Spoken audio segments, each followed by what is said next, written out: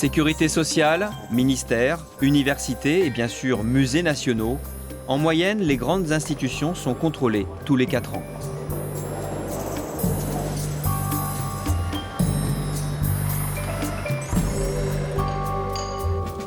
De retour dans leur bureau, Emmanuel et Maya commencent à rédiger les premières conclusions de leur rapport. Liste grand projet 2016, c'est celui-là, ça c'est celui du ministère. Ces grands travaux qui ont été programmés, c'est-à-dire dont la décision de principe a été prise depuis 10 ans, ils représentent environ 2 milliards d'euros. C'est ça la liste à laquelle on arrive. Donc on voit bien qu'il y a quand même un enjeu qui est quand même assez important. Dans une année donnée, une opération donnée, sont des choses qui peuvent sembler relativement modestes. Lorsqu'on évoque le dépassement du budget sur la salle des États avec l'intervention de la Joconde et des Noces de Cana, c'est pas énorme, 1,5 million d'euros. Mais il faut bien voir que la somme des opérations qui rentrent dans cette catégorie depuis 10 ans, c'est 2 milliards d'euros. Alors, donc un dépassement de 30% voilà. Fois le nombre d'opérations qui rentrent, en fait, un dépassement de 30% sur 2 milliards d'euros, ça fait beaucoup à la fin. Voilà. Et donc ça a forcément un impact sur le reste des crédits d'investissement du ministère, par exemple. Ça, c'est une observation, on va dire, de nature politique. En tout cas, c'est le rôle de la Cour des comptes de le révéler, en quelque sorte, parce que la mauvaise performance de la conduite des grands chantiers se traduit in fine par des tensions budgétaires sur le ministère de la Culture, et donc en réalité par des sacrifices et des arbitrages vis-à-vis d'autres politiques. Par exemple, la création. Bon, tout ça, il faut le démontrer. Hein. C'est pas... Là, il y a un peu de boulot.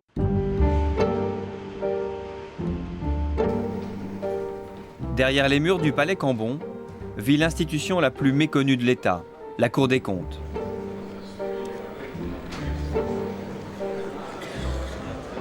« 230 magistrats chargés de faire la chasse au gaspillage de l'argent du contribuable et de dépister les scandales de la République. Aujourd'hui, la Cour se prépare à une prestation de serment en l'honneur des nouveaux venus. La robe, il ne l'enfile que lors des cérémonies. Emmanuel, lui, a prêté serment il y a 8 ans. Il a 32 ans. Voilà, là, ça y est, la ceinture est mise. Ouf. La prestation de serment, c'est pas un moment neutre. Hein. Bien sûr, ça n'a rien de compliqué, mais enfin, on est quand même un peu intimidé. On jure un certain nombre de choses, mais surtout, on rejoint le corps. On rejoint le corps de la Cour des comptes, dans lequel, a priori, enfin, on en restera membre pendant 40 ans. Enfin, c'est pas rien, quand même.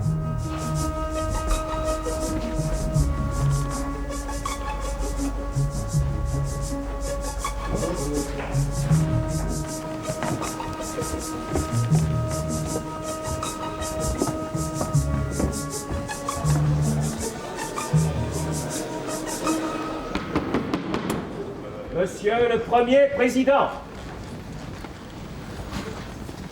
Philippe Séguin est entré à la Cour en 1970. Après 34 ans de vie politique, il est revenu en 2004 comme premier président de l'institution. Ici, on est magistrat à vie.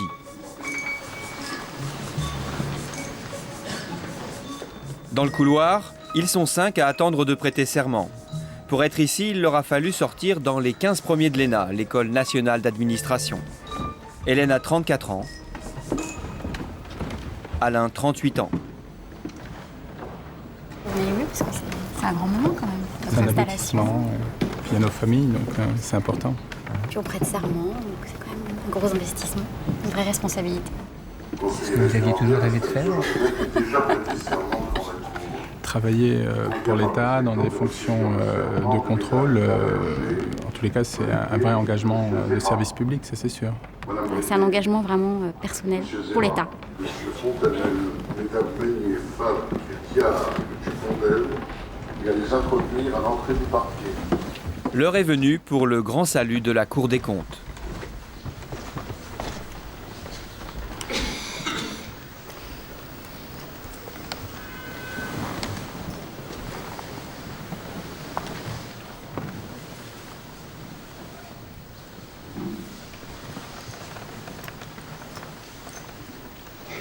Vous jurez de bien et fidèlement remplir vos fonctions, de garder le secret des délibérations et vous comporter en tout comme de dignes et loyaux magistrats. Monsieur Fontanelle. Je le jure. Madame Magnier. Je le jure. Acte est donné de votre serment. Monsieur le procureur général, entendu en ces réquisitions, reçoit Monsieur Fontanelle, Mesdames Magnier, Falk, Thiard et M. Plantel en qualité d'auditeurs de 2e classe. Auditeur de 2e classe, le premier échelon d'une longue carrière au sein de cette institution financière. Ils pourront la quitter pour un poste dans la haute administration et y revenir. Ça y est, on a prêté serment. C'est quelque chose quand même. Créée par les rois de France, restaurée par Napoléon en 1807, la cour est aujourd'hui installée dans cette forteresse de 3 bâtiments autour du Palais Cambon, au cœur de Paris. Ici, on épluche le train de vie de la République, tout ce qui touche à l'argent du contribuable, y compris les dons aux associations. La cour est divisée en 7 chambres qui se partagent les secteurs de la société. Culture, affaires sociales, justice, défense. Salut Emmanuel. Merci de votre message et bien vu. Ça va bien. Oui. Très bien. Le président Pic dirige la 3e chambre, en charge de la culture et de l'enseignement supérieur. Il est surtout venu faire connaissance avec les nouveaux auditeurs. Je suis certainement la nouvelle auditrice. Ah, ça, je sais que vous avez déjà vu. Voilà. Et peut-être que vous verrez la 3e chambre. Même, Peut-être. Ils sont 5. Il y a 7 chambres. C'est eux qui choisissent. Et c'est le premier président qui affecte. Donc la seule chose que je puisse faire, moi, c'est leur dire pourquoi, s'ils viennent à la 3e chambre, ils ont une chance, peut-être, d'y être heureux.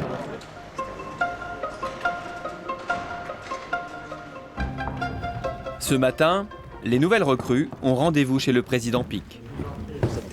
Je suis heureux de vous accueillir dans cette salle, qui n'est pas la salle de réunion de la 3e chambre. Il s'est entouré de 3 magistrats de son équipe. Et je vous accueille entouré de Maya Virgin, qui était donc l'auditrice qui est arrivée l'année dernière, Thomas Le Sueur, et enfin Karim Moutalib, donc les 3 dernières promotions. Nous faisons à la Cour tous le même métier. Il y a une exigence éthique, et en tout cas à la Cour, extraordinaire, qui vaut bien celle des compagnies religieuses. Une exigence éthique, mais incroyable. Parce que nous savons que nous n'avons pas le droit de nous tromper. Nous faisons un métier où nous exposons les autres. Nous pouvons les mettre gravement en cause. Quand la Cour conteste la gestion d'un grand responsable public, c'est un acte grave. Donc ça exige de notre part une formidable rigueur morale. Parce qu'en tout juge, il y a un shérif qui sommeille. Et les shérifs, c'est très dangereux. Parce que le shérif, il sort très vite le colt. Le juge n'est pas un shérif. J'ai un discours à l'égard de tous, et puis celle ou celui qui déciderait, inspiré par un souffle puissant, de venir rejoindre la 3e chambre, on aura une conversation plus personnelle. Alors bonne chance, et puis choisissez comme bien. Opération séduction réussie pour le président Pic. 3 auditeurs ont envie de venir le rejoindre, mais il n'y a qu'une seule place. On a envie de vous demander, mais vous allez faire comment? Vous allez tirer la courte paille? On va discuter entre adultes. Il n'y a pas de problème.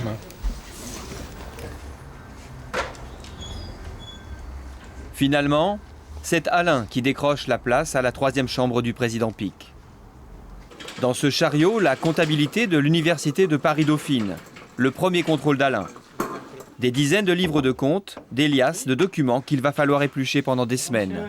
Voilà la bête. Voilà. Si vous voulez vérifier.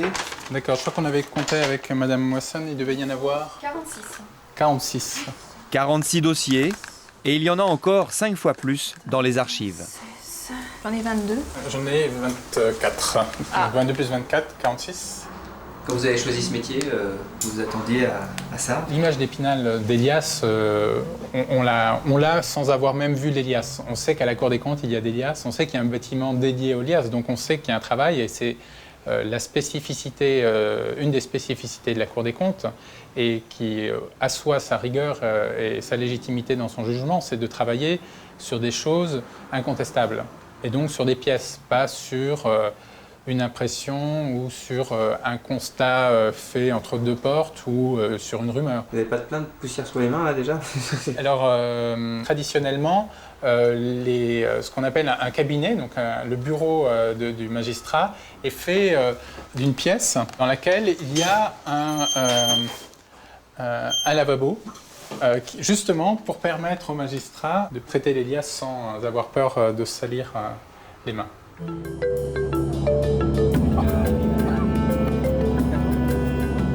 Dans un avion de l'ONU qui survole la Côte d'Ivoire, Hélène. Après seulement 5 mois de contrôle à Paris, elle a été prise dans une équipe de la Cour chargée de vérifier les comptes de l'ONUCI, la mission de l'ONU en Côte d'Ivoire. Car la Cour des comptes a aussi des missions à l'étranger. Depuis 2001, l'institution française est commissaire aux comptes de l'ONU, ainsi que d'une dizaine d'autres organisations internationales. Ici, le contingent des Nations Unies s'interpose depuis 3 ans entre les forces rebelles et les troupes gouvernementales. C'est la première fois qu'Hélène découvre une zone de guerre, un tel déploiement de force.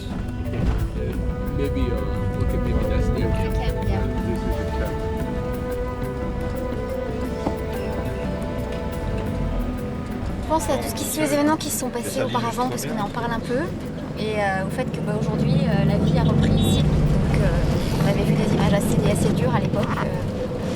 C'est aussi le rôle de l'ONU de faire revenir la paix, maintenir la paix et faire que les gens reprennent leur vie normale. Pour ça, c'est assez fort comme sentiment.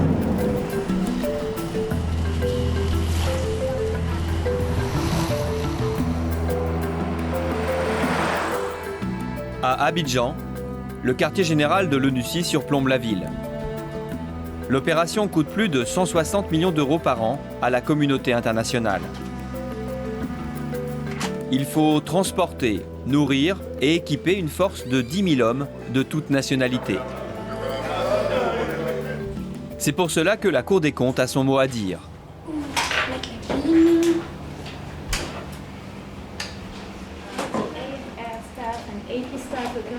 J'ai de la chance de pouvoir partir. C'est vrai que on nous avait présenté quand on a choisi la Cour cette possibilité de faire des missions à l'étranger. Et c'est vraiment quelque chose qui est pour nous une ouverture.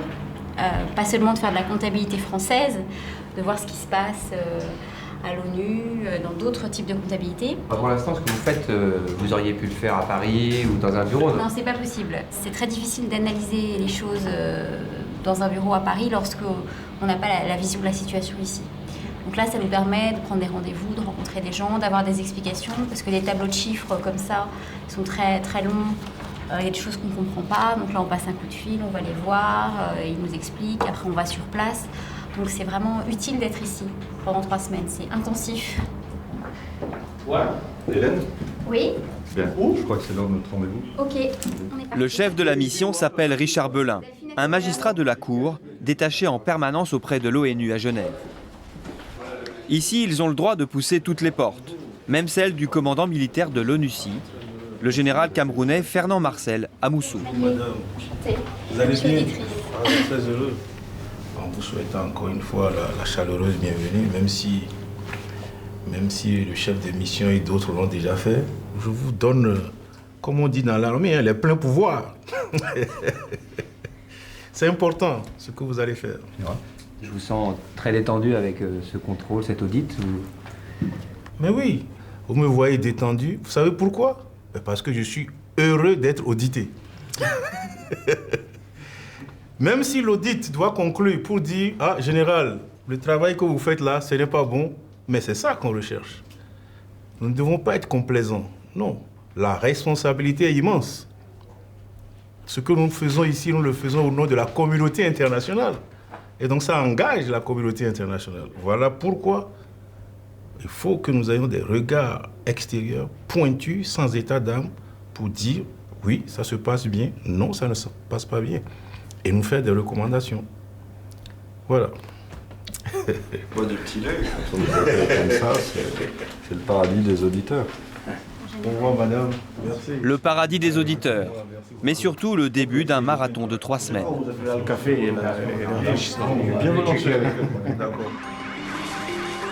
Aujourd'hui, direction Colas, une banlieue d'Abidjan où se trouve une importante base de stockage de matériel qui servent à équiper et nourrir les contingents. Frigo, générateurs, 4x4, ce sont ces équipements qui se prêtent le plus au trafic et autres détournements de matériel. We sent you a request So Jean-Michel Perea, who is here, will control the generators, and I will control the refrigerators. Pourquoi il faut tout regarder comme ça? Parce que pour nous, en fait, on sait qu'ils ont été payés, on nous dit qu'ils ont été reçus, il faut qu'on contrôle qu'ils existent bien, qu'il n'y a pas entre-temps ce qu'on appelle entre guillemets du coulage, c'est-à-dire qu'on ne trouve plus le matériel. Impossible de tout regarder dans ce dédale de conteneurs. Alors on applique ici le contrôle par sondage. Hélène et Richard ont demandé à voir 3 frigos qu'ils ont choisis au hasard pour tester la gestion de la base. C'est quoi le numéro? 65, 62 and 63, 65, 62 et 93. Tu crois que tu peux y aller? Je sais pas. Méfie-toi quand même, hein, parce que... Là, tu vas faire gaffe, viens là. Ça sert à rien d'y aller trop tôt déjà. Fine. C'est bien que t'aies pas mis de jupe. You are so brave. C'est le modèle Ougour. Ouais, c'est turc. Turc. Alors ça c'est le 62, très bien. Il y a le 61 aussi. Ah, mais... Le 61 on l'a pas demandé. Le premier frigo est bien là, mais les 2 suivants sont introuvables. Il en faut plus pour décourager les enquêteurs français. Ok. Ça c'est une règle d'audit. Moins on en trouve, plus on en cherche. Donc là comme on en trouve qu'un sur 3, on étend l'échantillon. Ok, hein? On leur demande... ça. Ouais, d'accord. 2 autres frigos sont choisis au hasard. 18 417. Which container is I don't see the number. Which container is that? Ils sont en train d'essayer d'ouvrir le container de celui qu'on a ciblé, le 18 417. Voilà. J'espère qu'on va pouvoir le trouver pour pouvoir enfin avoir un échantillon qui soit un peu représentatif quand même. Et là, vous partez pas d'ici Ah bah sans avoir trouvé, en avoir au moins vu un autre, oui. C'est pas possible pour entrer. Il y a le 18 417. Alors d'abord, il y a une porte qui est fermée à clé, donc on n'a pas la clé. Et ensuite, même si on peut ouvrir, la fracturer la serrure, il y a des bornes, vous voyez, des vis d'amarrage. On peut donc pas ouvrir la porte. Alors dedans, à l'intérieur, tu vois un paquet. Ils me disent que le 18 417 est dans le paquet, mais je peux pas. Voilà. On en choisit un autre? Ok. Let's choose another. Après 2 heures d'efforts, ils ont enfin trouvé un frigo pour leur sondage.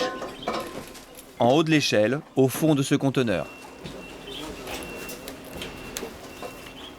21 323, c'est comme au loto. 21 323. D'accord, je l'ai. Et c'est quoi le numéro de container, Richard? Le numéro de container, je le connais pas. Ils sont là, demande-lui. Tiens, monsieur, le numéro de container, il est en bas, vous direz à la dame. Après. C'est bien 300 litres, hein, Richard? Où est-ce qu'on voit les litres?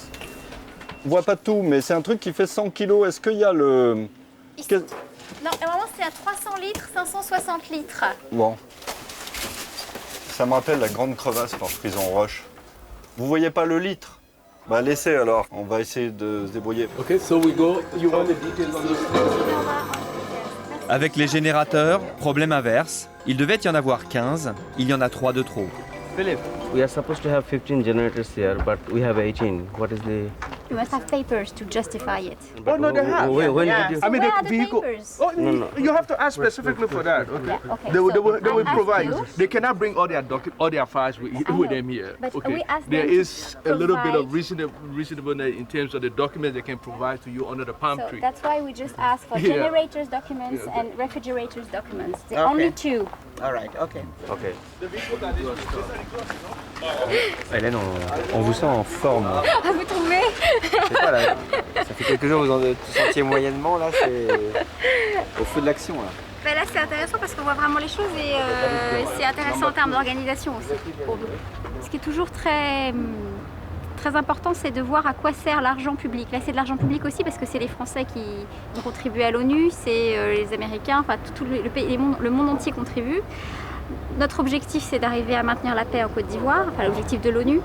Et c'est vrai que voir ces stocks-là, voir ces commandes, bon, à quoi ça sert, ça pose des questions quand même, parce que c'est de l'argent public. C'est grâce à l'accumulation de ces vérifications que l'équipe se fera une idée de la bonne ou de la mauvaise gestion de l'ONU en Côte d'Ivoire. Tous les problèmes rencontrés seront signalés dans le rapport final que les magistrats français enverront à l'Assemblée générale des Nations unies.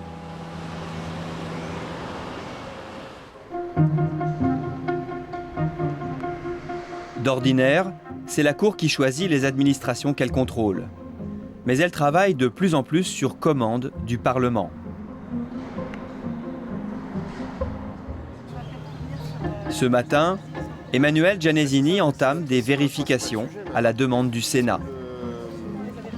Avec Maya, sa jeune coéquipière, ils partent contrôler un des organismes qui gère les grands travaux en France, l'EMOC, l'établissement public de maîtrise d'ouvrages culturels. Théâtre de l'Odéon, musée d'Orsay, nouvelle cinémathèque, verrière du Grand Palais. Quand l'État veut construire ou restaurer un grand musée, il fait en général appel à l'établissement public. Problème, ces grands travaux de l'EMOC ont dépassé les budgets prévus de 30% en moyenne. Pourquoi ? C'est ce que Maya et Emmanuel vont essayer de comprendre à la Cité du patrimoine et de l'architecture dans le palais de Chaillot. Ici, le dépassement est de près de 30 millions d'euros. Merci beaucoup de nous accueillir. Rendez-vous avec Luc Tessier, le numéro 2 de l'établissement public. Il se dit victime des changements de programmes successifs.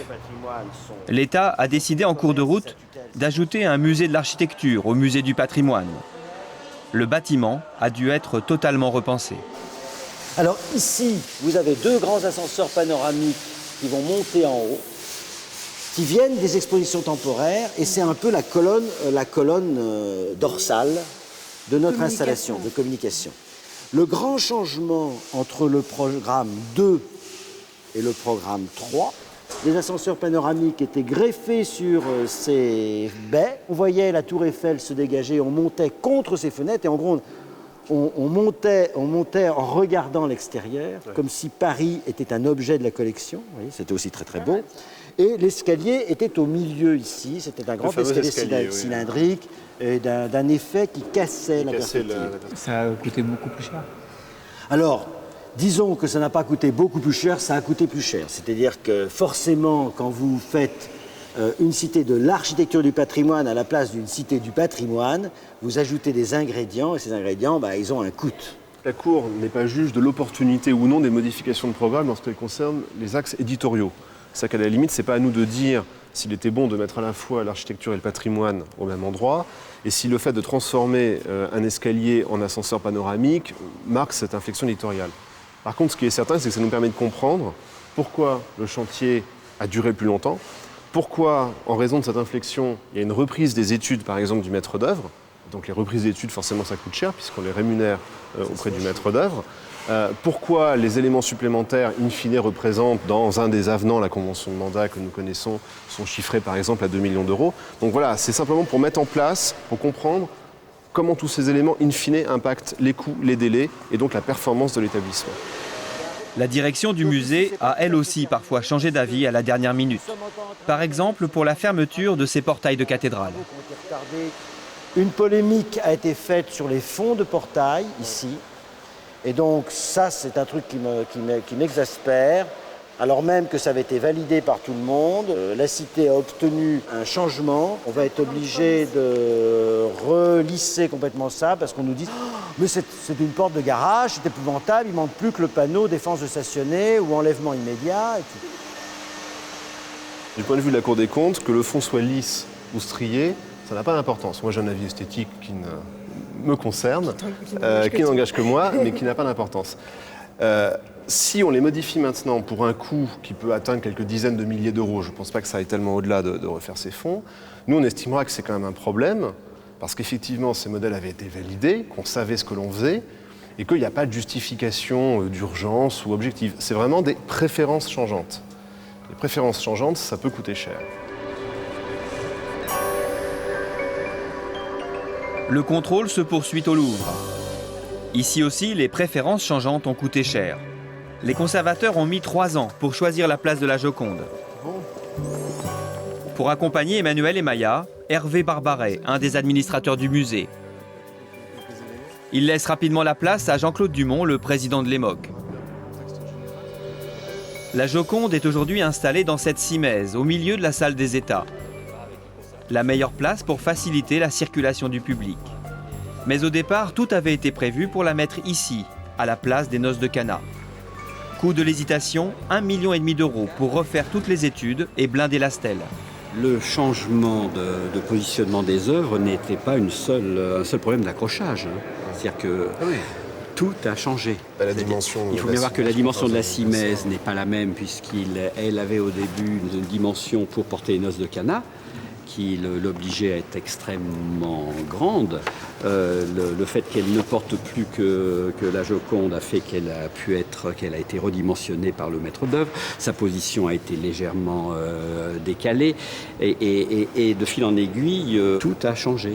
Il y a eu un petit supplément sur les dispositifs de sécurité. Je crois que le verre a été refait. Enfin, c'était relativement marginal. Donc là, il y a eu un très long débat. Le Louvre a longuement discuté. Il a choisi ses armes.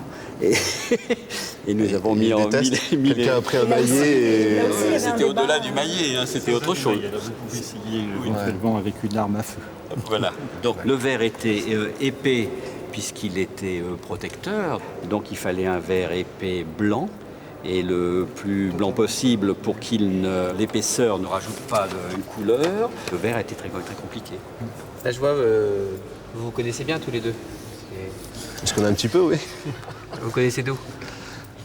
De la Cour des comptes, justement. Tout simplement, oui. Il se trouve que la Cour des comptes étant aussi ce qu'on appelle un grand corps de l'État, ses membres travaillent dans différents endroits de l'administration, notamment dans le secteur culturel.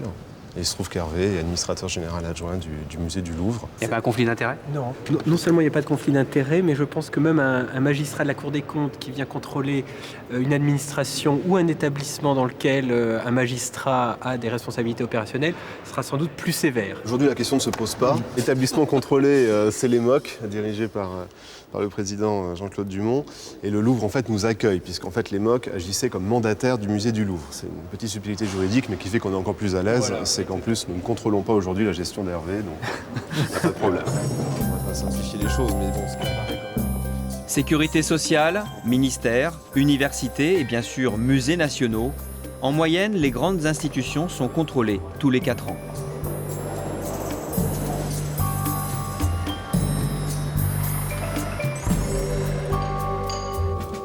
De retour dans leur bureau, Emmanuel et Maya commencent à rédiger les premières conclusions de leur rapport. Liste grand projet 2016, c'est celui-là, ça c'est celui du ministère. Ces grands travaux qui ont été programmés, c'est-à-dire dont la décision de principe a été prise depuis 10 ans, ils représentent environ 2 milliards d'euros. C'est ça la liste à laquelle on arrive. Donc on voit bien qu'il y a quand même un enjeu qui est quand même assez important. Dans une année donnée, une opération donnée sont des choses qui peuvent sembler relativement modestes. Lorsqu'on évoque le dépassement du budget sur la salle des États avec l'intervention de la Joconde et des noces de Cana, c'est pas énorme, 1,5 million d'euros. Mais il faut bien voir que la somme des opérations qui rentrent dans cette catégorie depuis 10 ans, c'est 2 milliards d'euros. Alors, donc un dépassement de 30% fois le nombre d'opérations qui rentrent, en fait, un dépassement de 30% sur 2 milliards d'euros, ça fait beaucoup à la fin. Et donc ça a forcément un impact sur le reste des crédits d'investissement du ministère, par exemple. Ça, c'est une observation, on va dire, de nature politique. En tout cas, c'est le rôle de la Cour des comptes de le révéler, en quelque sorte, parce que la mauvaise performance de la conduite des grands chantiers se traduit in fine par des tensions budgétaires sur le ministère de la Culture, et donc en réalité par des sacrifices et des arbitrages vis-à-vis d'autres politiques, par exemple la création. Bon, tout ça, il faut le démontrer. C'est pas... Là, il y a un peu de boulot, incontestablement, mais... Attends, notre tableau est moque... Ces déductions, ils vont devoir les défendre en personne, devant la 3e chambre. Quelques semaines plus tard, le grand jour est arrivé. Dans moins d'1 heure, le rapport d'Emmanuel et Maya va être passé au crible par leurs collègues magistrats. Chiffres à l'appui, ils vont devoir justifier les conclusions de leur enquête sur les dérapages des grands travaux. Devise de la Cour, ne jamais se tromper. Le principe, c'est qu'en fait, le rapport est le point de départ d'un débat qui va avoir lieu au sein de la collégialité. C'est à l'issue de ce débat que l'avis de la Cour sera engagé. Donc nous, on participe à ce débat en tant que rapporteur pour présenter les principales conclusions et propositions qu'on fait à la collégialité, mais c'est vraiment au cœur du débat que va se nouer la position de la Cour. Règle de transparence, les administrations mises en cause ont reçu une copie du rapport et ont eu la possibilité de répondre aux critiques. Emmanuel et Maya ont révisé leurs arguments avec le président Pic. Voilà, l'état de la contradiction, les réponses manquantes. La qualité des suites. réponses et moi les suites, les Très propositions de suite. Et après, on enchaîne de façon habituelle sur observation par observation, comme d'habitude. Bon, tout de suite alors. Vous préparez vos poulains à leur examen? C'est pas mes poulains, ce sont les rapporteurs de la Cour. Ce sont mes poulains parce que je les aime bien. Non, le principe, c'est que les rapporteurs, c'est un moment important pour eux, puisqu'ils viennent rendre compte de leurs travaux devant une collégialité qui est composée d'une quinzaine de, non pas de vieillards, mais de femmes et d'hommes d'expérience. Donc c'est un moment pas désagréable, mais important. À tout de suite.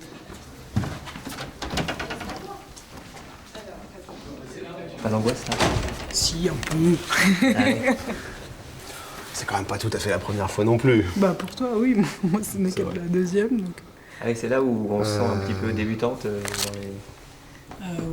ouais. Généralement, ce sont des gens polis, vous dites vous travaillez formidable, etc.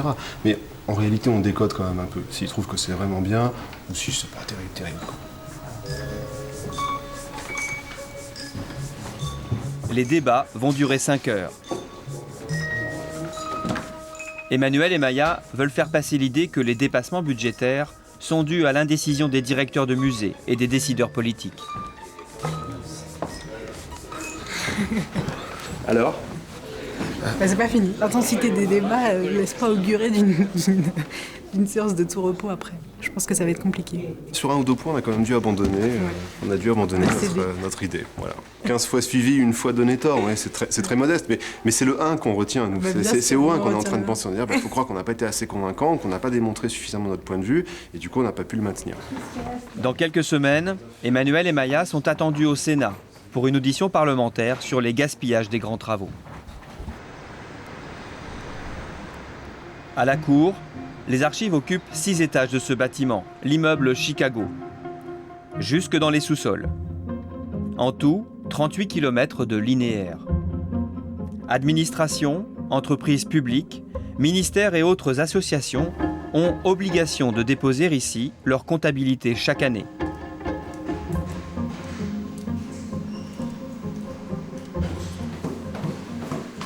C'est l'univers de Jean Depasse, le chef du greffe.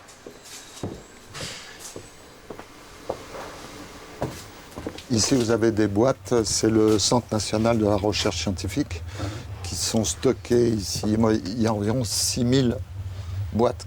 Tout ça, ce sont le CNRS. On peut continuer ici. Également cette travée des deux côtés. Et tout ça représente une année de pièces justificatives de l'établissement. Ainsi que cette travée des deux côtés. Également celle-ci. Et celle-ci. Et encore celle-ci. Et ça se termine dans cette travée-là. Voilà. Une accumulation impressionnante. Alors, tous les 6 mois, c'est le grand ménage. 50 tonnes de pièces comptables partent à la benne après vérification. Elles sont immédiatement remplacées par les nouvelles comptabilités de l'année. On détruit en fonction des desiderata des présidents de chambre de la Cour. Et donc, ces documents, bien sûr, on sait ce qui est détruit. Direction, une déchetterie de la région parisienne.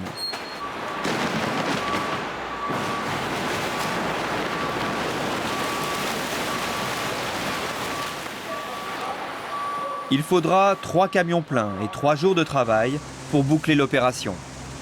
Avec la Cour, rien ne se perd. Les anciens comptes de l'État finissent en papier recyclé.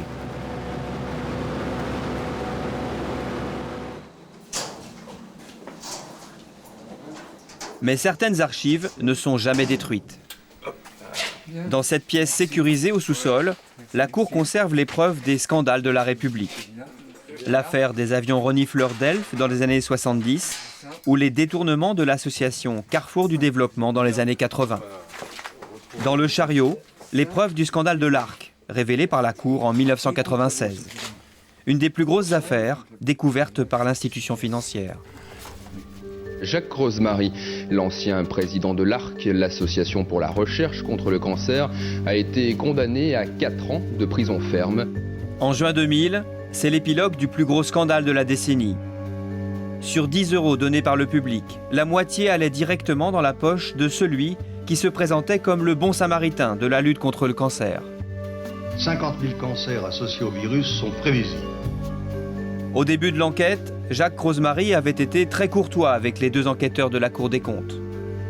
persuadé que son système de fausses factures était indétectable. C'était le fait qu'il y ait des titulaires de compte et qu'on retrouvait l'ensemble des opérations particulières. C'était sans compter avec la détermination de Georges Capdebosc et de Michel Pierreprat.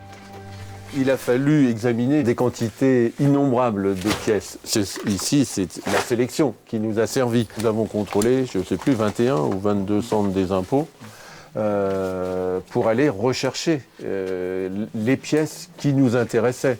C'est un travail de fourmi. C'est surtout ça que ça me rappelle, effectivement. Georges Capdebosc est quelqu'un qui travaille de manière extrêmement précise. Il m'a inculqué cette méthodologie. Et c'est vrai que ça me rappelle surtout les nombreuses heures qu'il a fallu passer pour déterminer exactement et avec précision l'ensemble de ces démonstrations, parce que c'est finalement une véritable démonstration que nous devons faire. On n'était pas trop de deux pour comprendre comment ça fonctionnait.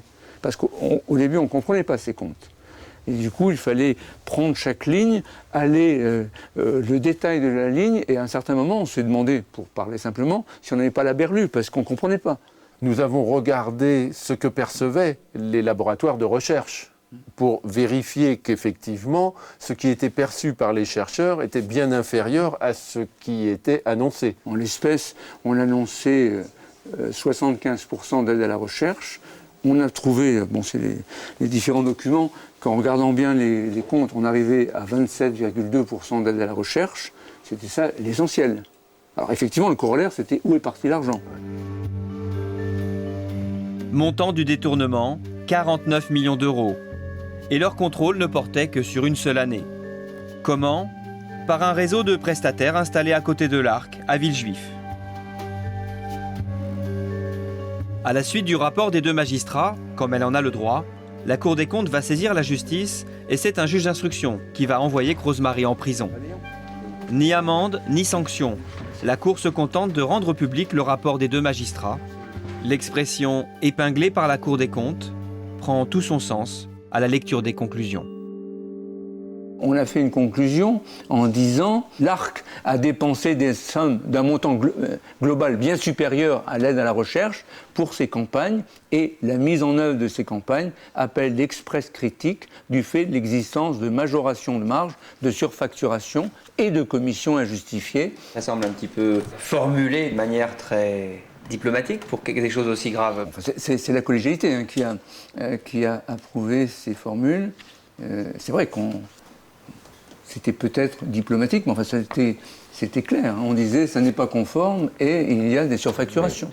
La Cour des comptes, en 2005, l'Arc a de nouveau été contrôlé par la Cour. Cette fois, rien à signaler.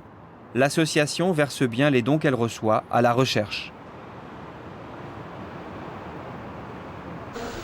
10 ans après le scandale, le tombeur de Jacques Crozes-Marie préside la Chambre régionale des comptes d'Orléans. Cette année, la Cour des comptes a lancé une grande enquête nationale sur les subventions versées aux clubs sportifs professionnels. Bonjour, François. Michel Pierreprat et ses magistrats s'intéressent au club de basket féminin de Bourges. Ce matin, dernière recommandation à Françoise Trassouden, la magistrate chargée du contrôle. Même si elle s'inscrit dans une enquête nationale, notre procédure n'est pas modifiée. Il faut que vous soyez attentive lors des contacts avec nos interlocuteurs. Moi, je vois deux précautions à prendre. La première, c'est avec les responsables du club sportif.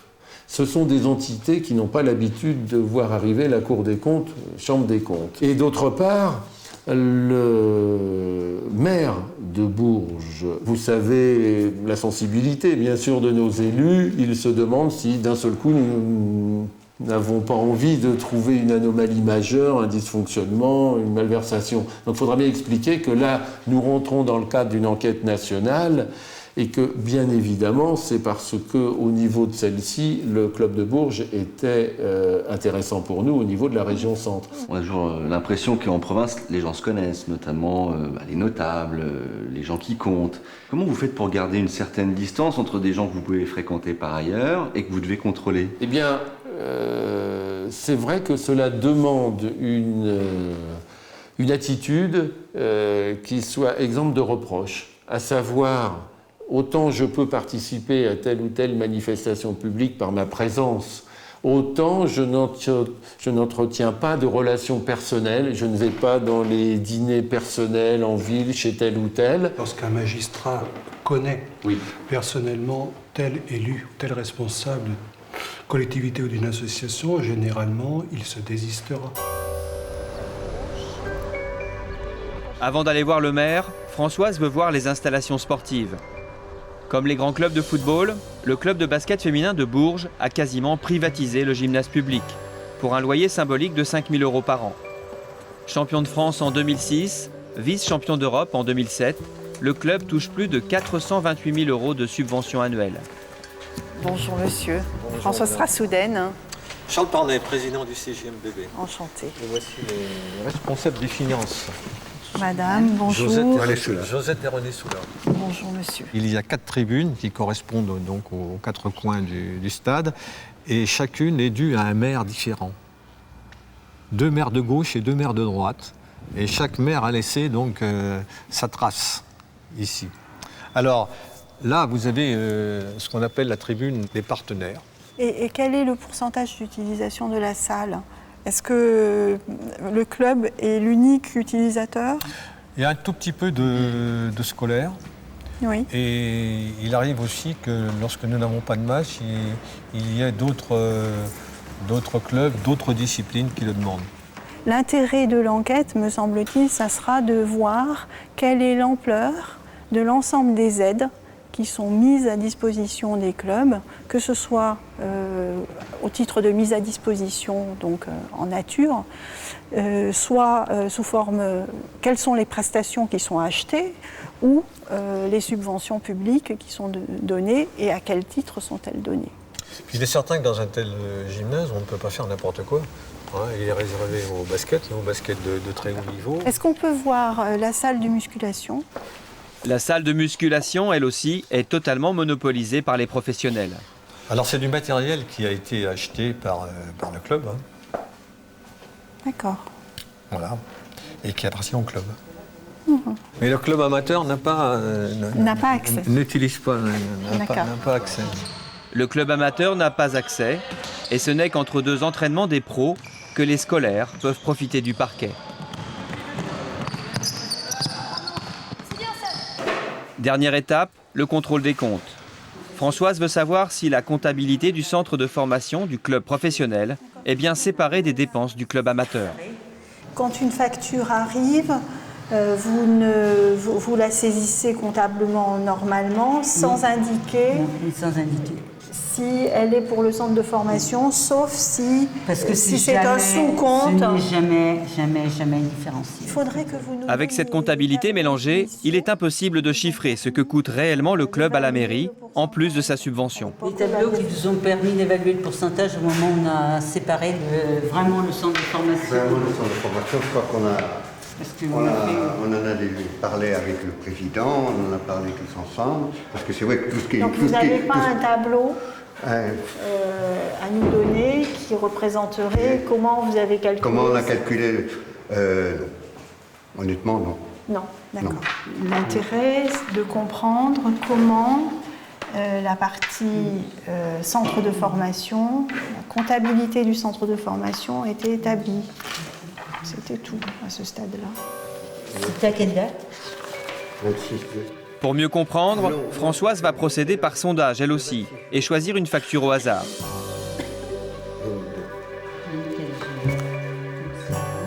Aux comptables d'en retrouver la trace dans leur livre de compte. Je ne considère pas ça comme un contrôle de sécu ou un contrôle financier des impôts. Je considère ça plutôt comme une façon pour l'État de regarder si les fonds publics sont bien employés, et puis là-dessus, je suis tranquille. Ça va, monsieur, dame du comptable, vous vous y retrouvez là? On est un petit peu nerveux là quand même? Non. Mais quand on cherche, on est toujours nerveux. Le nez dans les comptes toute la journée, c'est pas un peu rébarbatif? On voit beaucoup de choses dans les comptes. C'est une représentation d'une réalité. Il n'y a pas qu'une façon de représenter la réalité. La compta en est une, et qui est très intéressante. Vous en lassez pas? On ne peut pas s'en laisser. Voilà, alors on le retrouve donc au 458,6, ça j'ai payé. Je l'ai trouvé, je ne sais pas où. Je l'ai trouvé.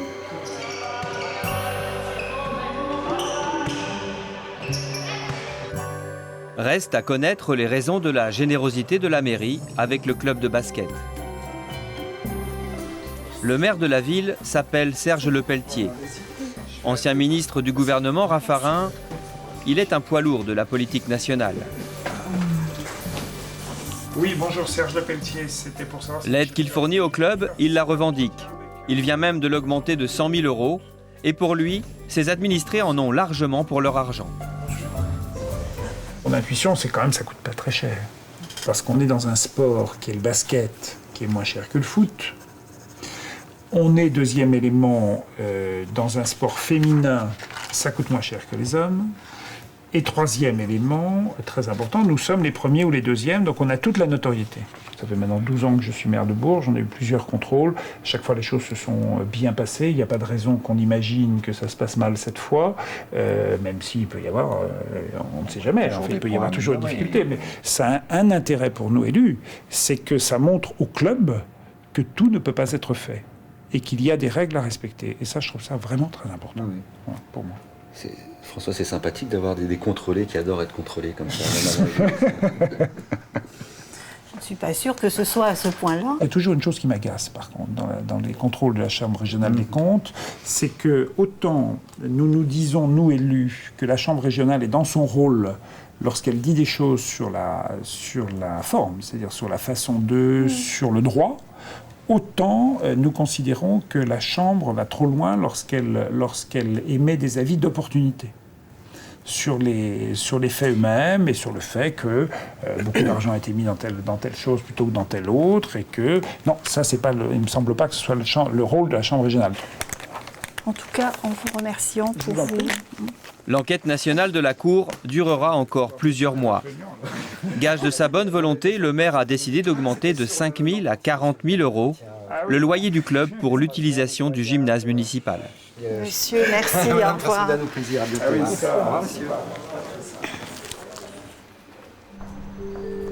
Aujourd'hui à Paris, le Sénat examine le rapport de la Cour des comptes sur l'EMOC, l'établissement public chargé des grands travaux. Le président Pic est venu assister au débat avec Emmanuel et Maya, les deux enquêteurs des musées. Bonjour, vous allez bien? Vous? Très bien. C'est très bien pour eux de constater que le travail qu'ils font peut avoir un impact public.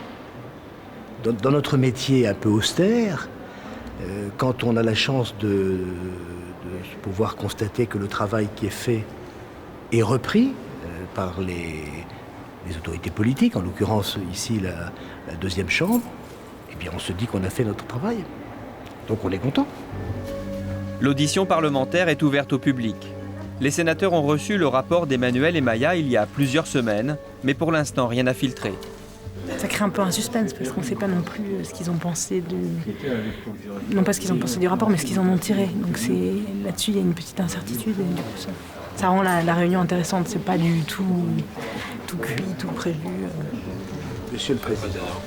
Jean Arthuis préside la commission des finances du Sénat. C'est lui qui a commandé le rapport au président Pic. Et c'est lui qui a convoqué le président de l'EMOC, Jean-Claude Dumont. Monsieur le Président, bienvenue. Jean-Claude Dumont sait qu'il est sur la sellette.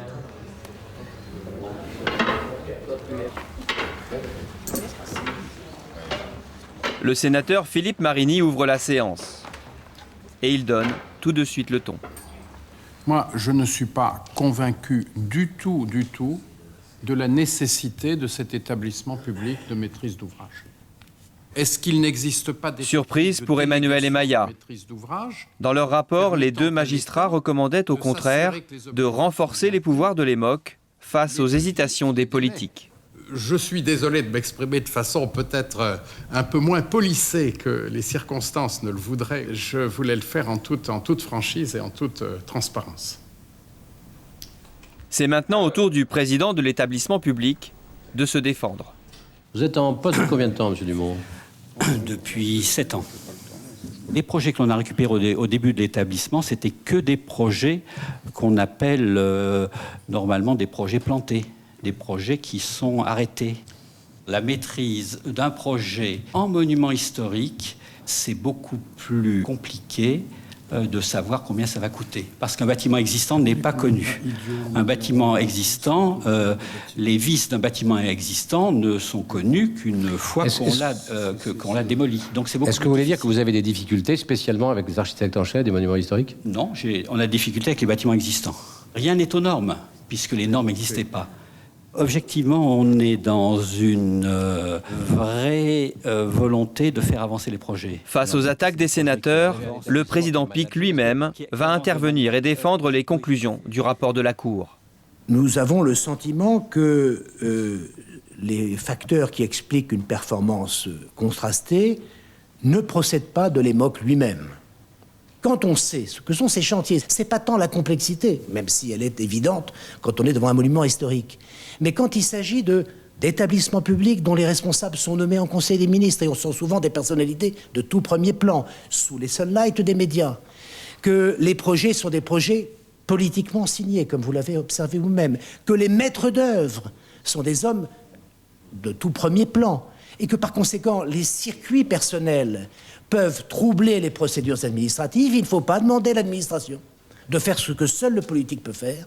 À un moment, c'est dire « oui, j'accepte que cela coûte 30% de plus parce que le projet le mérite ».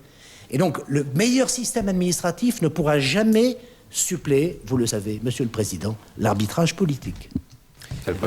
Le président de l'EMOC sauve sa tête. La commission des finances du Sénat ne recommandera pas la dissolution de l'établissement public, malgré les attaques du sénateur Marini. C'était drôle. Il y a le rôle du méchant, après il y a un côté bon flic, mauvais flic, mais... Oui, c'était drôlement... Les conséquences avaient l'air assez dures, non? Finalement non, mais ça aurait pu l'être, c'était ce qu'on était en train de se dire. Bon, c'était peut-être un peu de la provocation aussi de sa part, mais pour le coup, enfin, je trouve que c'est intéressant ce qui s'est passé à la fin, c'est-à-dire il y a eu cette intervention-là qui a marqué un espèce de grand coup, qui a posé le problème en des termes un peu crus, et en même temps ce qui s'est joué après, c'est qu'ils sont revenus justement au sens du rapport qui était beaucoup plus équilibré. Notre jugement était contrasté en disant la responsabilité n'est pas uniquement sur cet établissement-là, c'est ça qu'ont retenu les sénateurs, tant mieux. Mais non, si les suites avaient été plus dures, je pense qu'il faut les assumer aussi. Depuis 1991, la Cour des comptes contrôle l'argent des associations, celui de l'ONU, et certifie les comptes de l'État. Son célèbre rapport est attendu chaque année au mois de février comme le manuel des petits et grands gaspillages de l'administration. La Cour n'attend plus désormais que de pouvoir épingler le train de vie de l'Élysée.